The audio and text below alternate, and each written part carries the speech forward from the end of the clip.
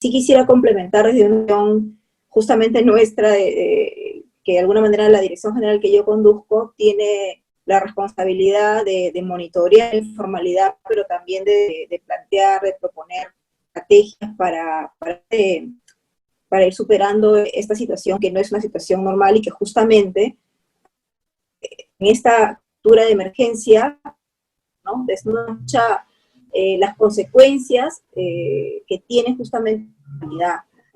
Estos bonos que aprobó el Estado, o por ejemplo el subsidio del 35% del que hemos hablado, visibiliza a las empresas que están dentro del sistema formal, ¿no?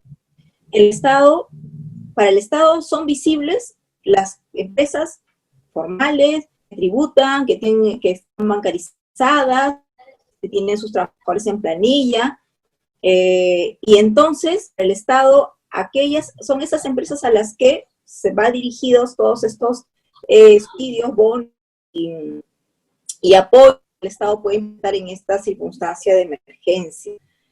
Pero los informales son invisibles para el Estado. O sea, una consecuencia grave en estas circunstancias, aparte de las otras consecuencias que yo coincido con el señor González, las que ha dado, poner un ejemplo bastante clarificador del tema, justamente en esta coyuntura es lo que ahorita genera una serie de cuestiones en las que estamos hablando de la vida de personas que van a poder en estos días de cuarentena, justamente porque no son visitados y el Estado no puede diseñar instrumentos de apoyo para esas zonas.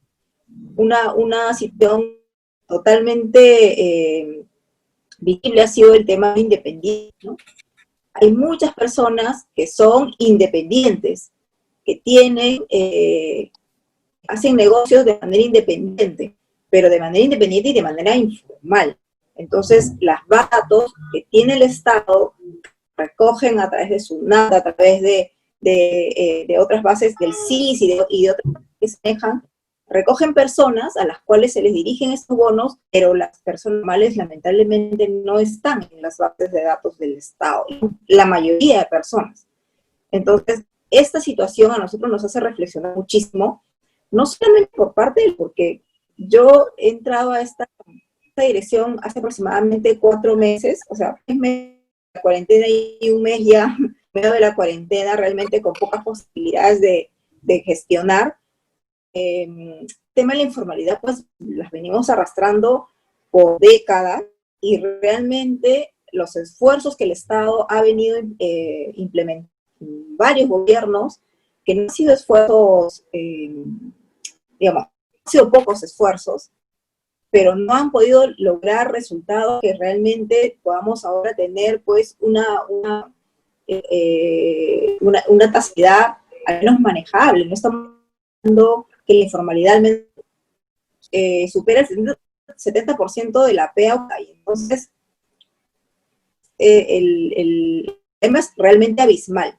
Y ahorita ese problema está haciendo que el gobierno no pueda atender una gran que necesita ser atendida en sus momentos. Entonces, yo coincido con lo que dice el señor González, en el sentido que es un encargo del gobierno, también es un encargo de nosotros, de los que estamos operando en el mercado, y que muchas veces somos informales, no porque es un costo, y eso es un diagnóstico que hemos estado trabajando nosotros en dirección, sobre cuáles son las causas de la informalidad realmente.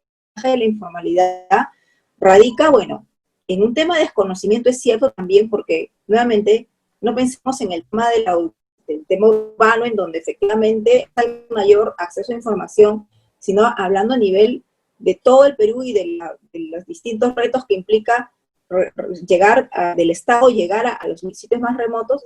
El acceso a información es bastante deficiente, y entonces esa es pero otra causa de la informalidad que también es importante, es el hecho de la cultura del peruano, y tengo que decirlo con todas sus palabras, porque es parte del diagnóstico que se ha identificado. Estamos acostumbrados a vivir en informalidad, a normalidad, a conformalidad, y es difícil de romper. Es lo que tenemos que trabajar todos. En esa parte quería, como les comento, complementar un poco en relación a qué va a pasar, a la pregunta, ¿qué va a pasar con las empresas informales? Es una respuesta que podemos dar ahorita, pero lo que sí podemos decir es que de todos modos va a tener que generarse alguna medida, entre esas medidas que de manera paulatina el Estado va a implementar. El mensaje aquí es, sí, no nos quedemos en el infierno. Yo quiero hacer unas precisiones, doctora. Si me permite, quiero hacer unas precisiones porque, desde luego, si hablamos de la informalidad, ayer abordamos las 2 horas sobre el tema de la economía. Y claro, mirábamos ahí Huancavelica 91.8% de informalidad o Amazonas 86.4%. En los casos Lima con 52.5% de informalidad. Es decir, estamos hablando de una economía informal y que hay responsabilidad compartida con los gobiernos regionales, los gobiernos locales y los propios emprendedores. Los que me están siguiendo por el Facebook Live también lo saben y somos conscientes de ello, que no todo pues es la responsabilidad digamos, de los gobiernos o de quienes estén administrando justicia y quienes estén conduciendo las carteras, en este caso el Ministerio de Trabajo u otros afines.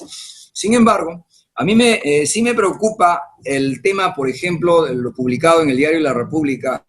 Unas 5.200 empresas ya solicitaron aplicar la suspensión perfecta. Y esta información hoy en RPP se hablaba ya no de 5.200, se hablaba probablemente que esté sobre las 7.000 solicitudes. Entonces, ¿qué va a pasar?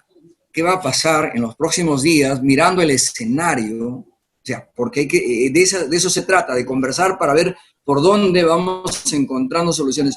¿Qué va a pasar a los próximos días cuando va a seguir llegando solicitudes al Ministerio de Trabajo? Y obviamente, de acuerdo a norma, es el que va a tener que dirimir, o sea, va a decir sí o va a decir no.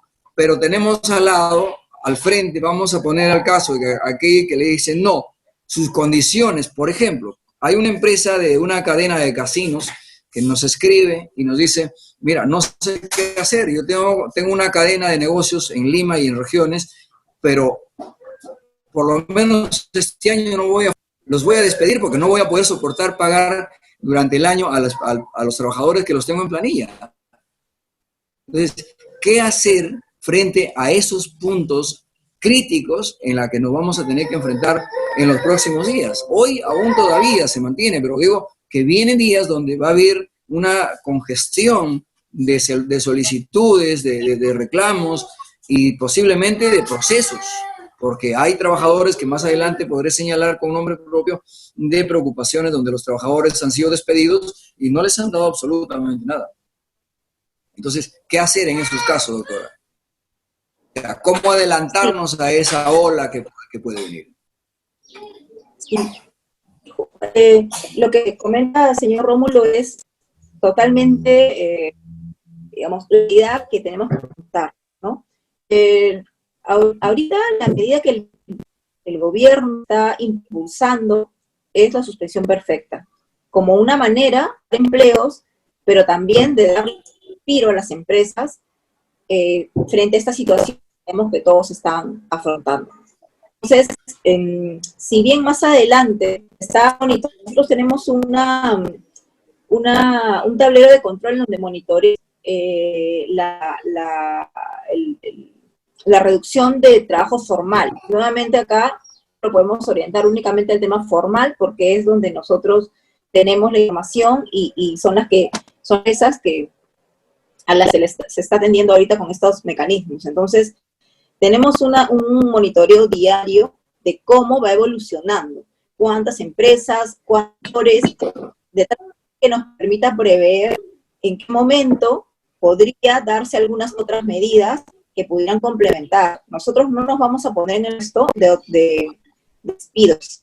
En este momento estamos en el puesto de que las empresas, con la responsabilidad que también les que tener, de ser el caso y de ser que realmente, como todo el señor Rómulo tiene una cadena de casinos, puede evaluar su situación económica y está en una situación económica que necesite acceder a este mecanismo para poder dar ese respiro que necesita su negocio, la idea es que se acoja a este mecanismo.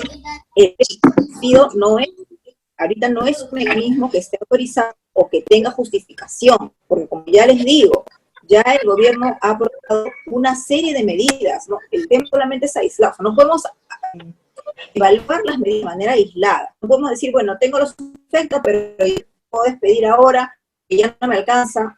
Tenemos fondos, tenemos los créditos, tenemos las prórrogas tributarias, tenemos los subsidios de la planilla, y tenemos la suspensión perfecta ahora. Entonces tenemos una serie de mecanismos que debemos como empresa promover su acceso y podernos dar nuestros propios ingresos y nuestras propias pérdidas y nuestro propio personal. Entonces no nos vayamos de ahora a hablar de que, bueno, entonces voy a despedir. Manejemos los que el Estado está poniendo en consideración o está poniendo en la mesa para que los empresarios puedan tener salidas. En este momento, ese es el mensaje del gobierno, y que todos deberíamos ahora concentrarnos justamente en utilizar esas herramientas de la mejor manera y poder implementarlas. Para eso también tenemos al Estado, tenemos a este tipo de foros para poder también orientarnos de cómo acceder, qué requisitos debo cumplir, y un poquito también hacer nuestro análisis de cuál es el mecanismo, cuáles son los mecanismos que vamos a utilizar para gestionar